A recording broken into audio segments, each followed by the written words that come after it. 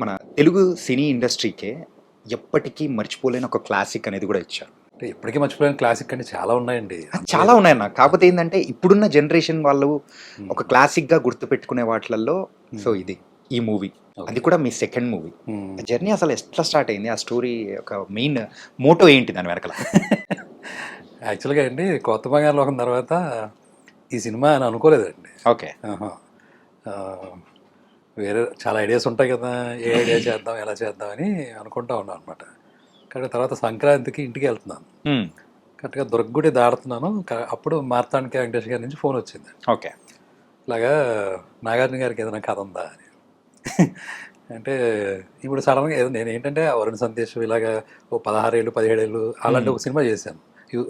Teenage movie. Teenage movie. సడన్‌గా నాగార్జున గారు అనేసరికి అంటే ఇప్పుడు డైరెక్టర్‌గా అన్నీ చేయాలి. ఇప్పుడు ఆ టైంలో మనం రెడీగా ఉన్నామా లేదా అనేది ఒకటి ఉంటుంది కదా పాయింట్. చెప్తాను సార్ అని అప్పటికి ఫోన్ పెట్టేసిన తర్వాత ఆ జర్నీలో ఆలోచించుకుంటున్నాను. ఒక నిజంగా ఆపర్చునిటీ వస్తే ఇప్పుడు ఈయనకి ఎలాంటి కథ చెప్పాలి ఏంటి అని. చాలా క్యాజువల్‌గా అన్నతమ్ములు కదని చెప్పి అంతకుముందు ఫ్రెండ్స్ తోటి అంటా ఉండేవాడండి. హ్మ్. ఇప్పుడు మా ఇంట్లో జరిగేది లేదా వేరే అందరిలోనూ ఒక ఫీలింగ్ ఉంటుంది కదా! అది బేస్ చేసుకొని ఏదైనా చేస్తే బాగుంటుంది అని ఒక ఆలోచన అంతే. అంతకని మించింది ఏమీ లేదండి. అలాంటిది ఏమైనా చేద్దామా పోనీ అని అనుకుంటా ఉన్నాను. 2 రోజుల్లోనే మరి బ్యాక్ వచ్చానండి. వచ్చి నాగార్జున గారిని కలిస్తే మల్టీ స్టారర్ అని ఒక పాయింట్ ఉంది సార్, ఇంకా దాన్ని డెవలప్ చేయలేదు. ఇద్దరు కావాల్సి వస్తారు సార్ అని చెప్పేది అన్న. ఆయన సరే చూద్దాం అన్నారు. ఎందుకంటే అప్పటికి ఇంకా నేను కథ చెప్పే పొజిషన్లో లేను కాబట్టి. ఓకే. కరెక్ట్‌గా మూడో రోజుకి మళ్ళీ ఇదే మార్తాండ వెంకటేష్ గారు, సురేష్ బాబు గారు పిలుస్తున్నారు. ఒకసారి వెంకటేష్ గారు సినిమా అని అంటున్నారు అని అన్నారండి. అంటే మేబీ ఈ ఫ్యామిలీ మూవీ అనే ఆలోచన అక్కడికి ఏమైనా వెళ్ళిందో నాకు తెలియదు. ఓకే. అప్పుడు అక్కడికి వెళ్తే ఇద్దరు ఉన్నారండి. సురేష్ బాబు గారు ఉన్నారు, వెంకటేష్ గారు. ముందు కొత్త బంగాళ గురించి బాగా తీసావు అది ఇది అని చెప్పారు. తర్వాత ఏదైనా కథ ఉంటే చెప్పు మనం చేద్దాం అది అంటే అప్పుడు సేమ్ ఇలాగే ఇద్దరు ఉంటే బాగుంటుందండి అన్నతమ్ములు కథ అనుకుంటున్నాను అని ఆ లైన్ చెప్పాను సార్. ఇది మనం సమాజానికి ఏమి ఇచ్చినా ఇవ్వకపోయినా, మనం ఎంత సేవ చేసినా చేయకపోయినా ఓ మంచి సామరస్యంతో కూడిన కుటుంబం ఇస్తే చాలు, ఇంకా అంతకు మించిన సేవ అంటే పెద్ద ఏమి ఉండదు. ఒక లైన్ మీద ఒక కథ అనుకున్నాను సార్, చాలా న్యాచురల్ ఇన్సైట్స్ తోటి అని చెప్పారు. అది బాగుంది కదా అని సరే చేయి దీని మీద డెవలప్ చేసుకునేలా చేద్దాం ఖచ్చితంగా అన్నారు. ఇప్పుడు కూడా అండి మనిషికి ప్రోత్సాహం ఉంటే అడుగుడికి ఉత్సాహం వచ్చేస్తుంది. అంతేనా? అంతే కదండి, వెరీ థింక్ కదా. సో దాంతో నాకు చాలా బాగా అనిపించింది. వెంటనే దిల్రాజు గారు కంట్రీ క్లబ్ ఏదో ఉంటుంది సార్ సికింద్రాబాద్ దగ్గర, అక్కడి నుంచి కాల్ వచ్చిందండి. ఒకసారి రా అని చెప్పి అంటే మరి నేను ఆయనకి చెప్పలే. అంటే ఇక్కడ చెప్పకుండా ముందే సురేష్ బాబుకి చెప్పారు. మార్తాండ వెంకటేష్ గారు రమ్మంటే నేను వెళ్ళాను. అసలు ఎంత జరుగుతుందో అనుకోలేదు కదండి. నేను రెండో సినిమా మళ్ళీ రాజు గారికే చేయాలి. ఓకే. సో ఆయన దగ్గరికి వెళ్తే ఏంటి లేదు సార్ అసలు ఇదేదో అనుకోకుండా జరిగింది, బట్ నేను అక్కడ చెప్పానండి సురేష్ బాబు గారికి, సార్ రెండో సినిమా నేను ఆయనకే చేయాలి అని కూడా చెప్పాను. అది పెద్ద విషయం కాదు, బట్ నువ్వు కథ బాగా చేయి, ఏదో పాయింట్ బాగానే ఉందా అన్నారు. అదే ఆయనకి షేర్ చేశాను. ఆ రోజు అలాగా నిజం చెప్పాలంటే అది వెంకటేష్ గారి వల్ల దానికి ఏమంటారు ఒక అంకురార్పణ. కానీ సార్ ఫస్ట్ రాజుగారికి అంటే ఇద్దరు హీరోస్, అది కూడా పెద్ద హీరోస్ కావాలి అని అన్నప్పుడు అరే అవునా వద్దు వద్దు అని చెప్పేసి అన్న సందర్భం ఏదో ఉందని మేము విన్నాం. ఇది నిజమా? అంటే ఒక లెవెల్కి వెళ్ళిన తర్వాత ఈ డెవలప్ చేసేదంతా మళ్ళీ నెక్స్ట్ వర్షన్ చెప్తాం కదండి.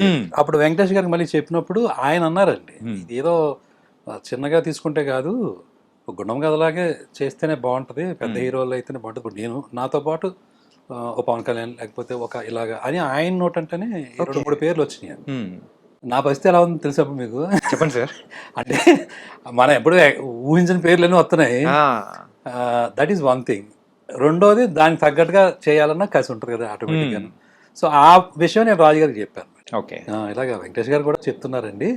సో మనం దానికి తగ్గట్టుగానే నేను సినిమాలో ఉందండి ఆ విషయం ఉంది, దానిదే ఉంది, నిలబడుతుంది ఖచ్చితంగాను చేద్దామని అంటే అప్పుడు కుదురుతుందో లేదో, ఎందుకంటే చాలా క్లాషెస్ ఉంటాయి. యా.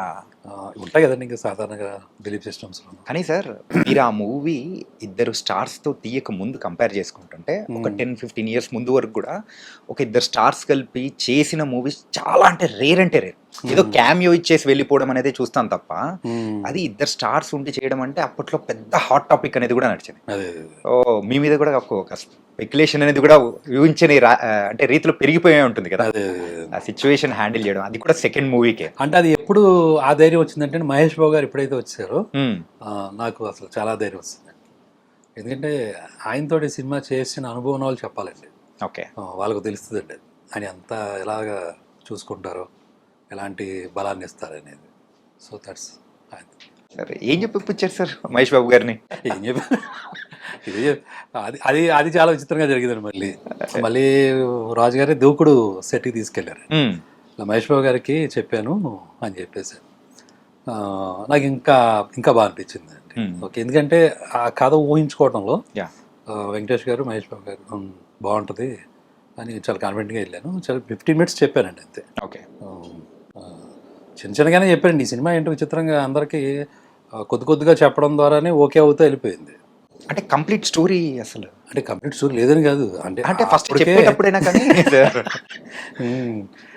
ఆయన కూడా 15 minutes చెప్పారండి. ఇలా అన్నతమ్ములు ఈ మధ్యలో ఉన్న బాండ్ ఏంటి, మెయిన్ కాన్ఫ్లిక్ట్ అండి. అది బాగా నచ్చిందండి మహేష్ బాబు గారికి. అంటే అది ఏదో చాలా పెద్ద విషయంగా ఉండదండి, అది లోపల లోపల ఉండే విషయం అది. దాన్ని అప్పుడు ఎప్పుడైనా ఎవరైనా ఎలా చూసుకుంటారు ఒక ఆర్టిస్ట్గా ఆయన, ఓకే ఈ పర్ఫార్మెన్స్ స్కోప్ ఏంటి, ఇది చాలా డిఫరెంట్గా ఉంటుంది అని ఒక పాయింట్ ఉంటుంది కదండి. ఇప్పుడు విలన్ అనేది లేకపోతే కాన్ఫ్లిక్ట్ అనేది బయట పెద్ద పెద్ద బాంబులతోటి చేసేది ఉంటుంది, గుండెల్లో డైనమైట్లు పగిలేది ఉంటుంది. రెండు ఒకటేనండి. ఆడియన్కి ఆ ఏదైతే అది కనెక్ట్ అవుతుందో దాంట్లో వెళ్తారండి. సో ఆ నమ్మకంతో మనం ఉన్నప్పుడు ఏ కథైనా మనం డీల్ చేయొచ్చండి. ఓకే. సో అంతే. అదే కొన్నిసార్లు వర్కౌట్ అయిందా లేదనేది దానికి 100 కారణాలు ఉంటాయి.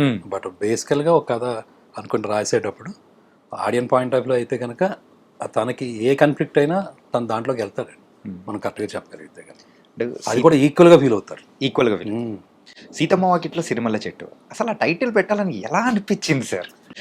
ఏంటంటే అస్సలు ఇప్పటి వరకు ఎక్కడా వినంది అండ్ అంటే ఏదైనా కానీ ఒక వాక్యంలా ఉండేదాన్ని మీరు అదొక టైటిల్లా మీరు సెట్ చేసేసారు. ఇది ఎలా ఉందంటే నాకు రీ రిలీజ్కి ఎలాగైతే ఉందో అలాగా రీ ఇంటర్వ్యూస్ ఏమైనా ఉంటే అప్పుడు ఇచ్చిన ఇంటర్వ్యూలో ఏ క్వశ్చన్ అడుగుంటారు కదా. ఏంటంటే సార్ ఇంకా విషయాలు చెప్పాలంటే అదే మూవీ ఇప్పుడు గనక రిలీజ్ అయితే ఇప్పుడు ప్రతి మూవీకి ఈచ్ అండ్ ఎవ్రీ డీటెయిలింగ్ తీసుకొని దాన్ని డీకోడ్ చేస్తున్నారు. ఆ డీకోడ్ చేసిన క్వశ్చన్స్ ఇంకా ఉన్నాయన్నమాట. అది ఇంకా అడుగుతాం సార్. క్వశ్చన్ పేపర్ బాగానే ఉంది అయితే ఉంది సార్. ఏంటంటే ఇది ఒక్క క్వశ్చన్ పేపర్ కాదు సార్, కలెక్టివ్ గా తీసుకున్న క్వశ్చన్స్. Right right. యా. అలాగే మీరు స్టోరీ రాసుకునేటప్పుడు యూజువల్గా అసలు క్యారెక్టర్స్ నేమ్స్ అనుకుని ఒకటి రాసుకోవడం అనే స్టైల్ ఒకటి ఉంటుంది. కాకపోతే ఇందులో పెద్దోడు చిన్నోడు క్యారెక్టర్ పేర్లు ఏంటి అసలు? అది నేను కావాలనే చేసిందండి. అది పేర్లు పెట్టకపోతేనే బెటరు, ఎందుకంటే ఎవరైనా ఐడెంటిఫై చేసుకునేలా ఉంటే బెటరు. ఏదో ఒక పర్టికులర్ పేరు పెడితే ఆ పేరులాగా ఉండే అవకాశం ఉంటుంది. బట్ ఇది అది ఇందులో చాలా మందికి పేర్లు ఉండవండి. అఫ్కోర్స్ సీత ఆ అమ్మాయి పేరు మీద పెట్టాను కాబట్టి ఆ అమ్మాయి గీత రైమింగ్ ఉంది కాబట్టి గీత అలా ఏదో ఫిక్స్ అయ్యాం. కానీ మిగిలిన కొండలరావు ఇలాంటి చిన్న చిన్న. బట్ మెయిన్గా మీరు అడిగిన దానికైతే పేర్లు పెట్టకపోతేనే బెటర్. చిన్నోడు పెద్దోడు ఇంట్లో పిలుచుకునే కలవకొలగా ఉండేది అదే కదండి. సో అది యూనివర్సల్గా ఉంటుంది అని అలా అనిపించి చేసిందండి.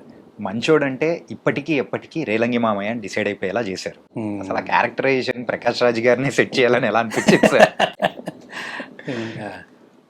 అంటే ముందు రాసుకున్న టైంలో నాకు ఈ కొత్త బంగారులోకం చేసినప్పుడే ఆయనతోటి ఒక బాండింగ్ ఉంటుంది. అలాగే బొమ్మరిల్లు ఫాదర్ ఆ టైంలో ఇంకా ఆయన ఒక మెయిన్గా కనపడుతున్నారు. ఏది రాసుకున్నా ఆయన మైండ్లోకి ఆటోమేటిక్గా వస్తున్నారు. సరే చేయించడం అనేటప్పటికి నిజానికి ఆయనకు కూడా ఇది కష్టమే. ఆయన ఆడియో ఫంక్షన్ కూడా అప్పుడు చెప్పారు. ఎందుకంటే అప్పటి వరకు ఒకలాంటి క్యారెక్టర్స్ చేశారు. ఇదేంటంటే మొత్తం అసలు ముందు నేను అన్నాను కూడా ఆయన, సరే ఈ కథ రాయాలంటే ముందు నేను మంచోడై ఉండాలి, చేయాలంటే మీరు ముందు మంచోడై ఉండాలి. ఎందుకంటే ఆయనకి కొంచెం సెట్లో ఆయన కొంచెం స్ట్రిక్ట్గా ఉండడం, లేకపోతే ఏదైనా కోపం వస్తే ఇమీడియట్గా ఎక్స్ప్రెస్ చేయడం అవన్నీ నేను చూశానండి. సో బట్ ఈ సినిమాకి ఏంటంటే నిజంగానే చాలా శాంతంగా ఎక్కడ పడితే అక్కడ అలా కూర్చొని అలా చేసుకుంటూ వచ్చారు. అదే ఆ క్యారెక్టర్కి ఆయన ఇచ్చిన విలువ, దాన్ని ఆయన తీసుకున్న విధానం. బేసికల్గా ఏంటంటే ఆ క్యారెక్టర్లో ఉన్న డెప్త్ అండి. అంటే నమ్మాలి. ఇప్పుడు సాధారణంగా ఏంటంటే మనం లోకంలో 100 రకాల ప్రాబ్లమ్స్ ఉంటాయి అందరికీ. మనలోనే చాలా ఇంటర్నల్ డీమాన్స్ ఉంటాయి, మన వికారాలు అంటాం కదా. బోల్డ్ 100 రకాల శత్రువులు ఉంటాయి మన లోపలే ఉంటాయి. అవన్నీ దాటి ప్రవర్తించడం అనేది కదా మనం చేసే పని. రోజు ప్రతి ఒక్కరు చేసే ఎక్సర్సైజ్ ఇదే. వాళ్ళు ఎదుర్కొనే ప్రాబ్లమ్స్ దగ్గర ప్రతిసారి మళ్ళీ ఆ టేప్ని ఎంత ప్రాబ్లం ఉన్నా మళ్ళీ మనల్ని మనం చూసుకోవడం మొదలు పెడుతూ ఉంటాం. బట్ ఈ అన్నిటికీ ఒక సొల్యూషన్గా చెప్పాలి అంటే బేసికల్గా మనిషి అంటే మంచోడు కదా లోపల. ప్రతి ఒక్కడ ఇప్పుడు తపన ఏంటండి, మనం చెడ్డగా కనిపించినా లేకపోతే మనం ఒక తెలియకుండా మిస్టేక్ చేసినా మళ్ళీ దాన్ని రికవర్ చేసుకుందానే ట్రై చేస్తూ ఉంటాం కదా. లైఫ్ అంతా జరుగుతూ ఉంటుంది కదా ఈ ప్రాసెస్. దట్ మీన్స్ మనిషి అంటే ఖచ్చితంగా మంచోడు అయితేనే ఆ పని చేస్తూ ఉంటాడు. పైగా అందరూ భగవంతు స్వరూపులు అన్నప్పుడు మంచోడు కాకుండా ఎందుకు అవుతాడు? సరే ఆ డెప్త్కి వెళ్ళి చూసినోడు ఎవడో చంద్రుడు ఎవడో అంటే మనకి దగ్గర ఆన్సర్స్ ఉండవు, అదంతా వేరే సబ్జెక్ట్ అది. బట్ వన్ బిలీవ్స్ అంటే నేను నమ్మాను అంటే అప్పుడు నేను మంచిగా ఉంటే ఆ టైం మంచితనం కూడా బయటకు వస్తుంది అనేది ఆ క్యారెక్టర్ నమ్మిన విషయం అనమాట.